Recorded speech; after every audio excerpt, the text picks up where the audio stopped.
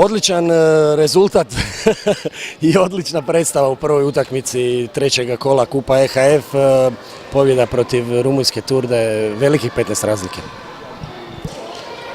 Da, hvala na čestitkama, čestitke dečkima.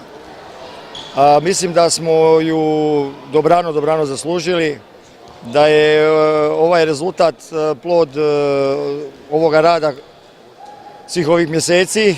Iz treninga u trening, iz utakmice u utakmicu tražimo korekciju. Ta korekcija sjeda na svoje mjesto sve više.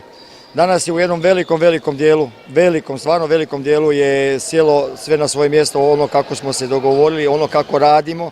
Sada to ne bude floskula, nego stvarno ono što radimo. To je i prolazilo.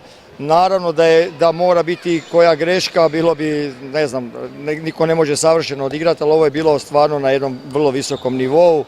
Iako neko će reći 15 razlike, nema potrebe za oprez, ja mislim da uvijek treba biti oprezan, treba biti smiren, treba danas se veseliti i sutra već početi razmišljati o uzvratu i ono što čeka. Da, prvih 60 minuta je iza nas, uzvrat nas još očekuje i potvrda onoga što svi želimo, to je plasman u te skupine EHF Kupa. Da, kažem, imamo veliko zadovoljstvo sa svim ovim što smo danas prikazali. Drago mi je da su igrači toga svjesni.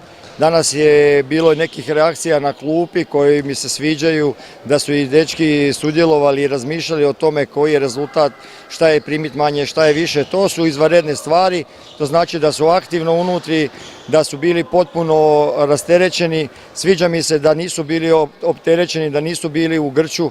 Znači da smo ipak napravili dobru pripremu i da smo cijelu utakmicu kontrolirali i da smo cijelu utakmicu se ponašali onako kako smo se dogovorili, da može biti da se igra 60 minuta i da u zadnjoj minuti treba biti gol više od onoga što je bilo prije. Ako je bilo 5, da bude 6, ali da ne bude 4.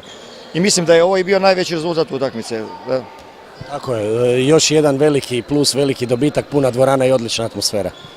Hvala svima koji su došli, hvala svima koji su se došli veseliti s nama.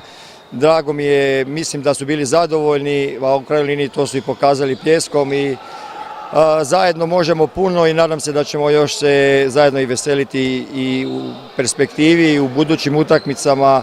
Čeka nas puno toga, ali mislim da nas čeka i lijepih zajedničkih zadovoljstava. Hvala puno.